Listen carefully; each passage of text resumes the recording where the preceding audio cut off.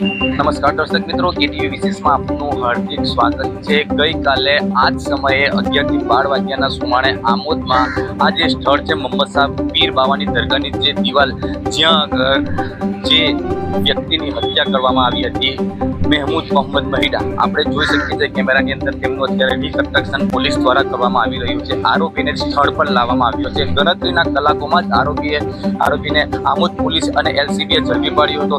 તેનું રિકન્સ્ટ્રક્શન અત્યારે હાલની અંદર આમોદ પોલીસ દ્વારા કરવામાં આવી રહ્યું છે।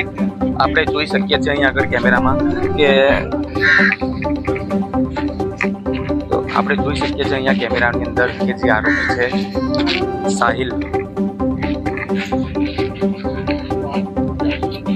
ચૌહાણ નામના આરોપીને આમોદ પોલીસે અહીંયા આગળ રિકન્સ્ટ્રક્શન માટે લાવી છે। આપણે કેમેરામાં લાઈવ દ્રશ્યો જોઈ શકીએ છીએ, જ્યાં કેટીવી ગુજરાતી ન્યૂઝની ટીમ અહીંયા આગળ જે હત્યાનો આરોપી છે, જેને આમોદ પોલીસ હાલની અંદર રિકન્સ્ટ્રક્શન માટે લાવી છે, જ્યાં આગળ હત્યાનો જે બનાવ બન્યો હતો, જે ઘટના બની હતી, જ્યાં લોહીના નિશાન અત્યારે પણ જાણે તાજા હોય તેવા અહીંયા આગળ દેખાઈ રહ્યા છે। કેમેરામાં આપણે બતાવી રહ્યા છીએ આ જે દ્રશ્યો છે તે એક ખૂબ જ આમોદની અંદર ગોઝારી ઘટના બની હતી, જેની અંદર એક યુવાન, બે બાળકોના પિતા, જેમની ક્રૂરતાપૂર્વક હત્યા કરી નાખવામાં આવી હતી। દોઢે દિવસે આ એ જ જગ્યા છે જ્યાં એક બાજુ નવો ડેપો છે, આ બાજુ કબ્રસ્તાનની દિવાલ મોહમ્મદ શાહ પીરની દરગાહ પાસે પોલીસનો કાફલો ખૂબ જ તૈનાત અહીંયા આગળ હાજર।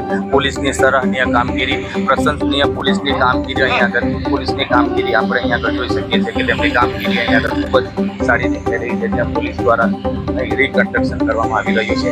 જાવેદ મલિકનો report, KTV news Gujarati, Amod.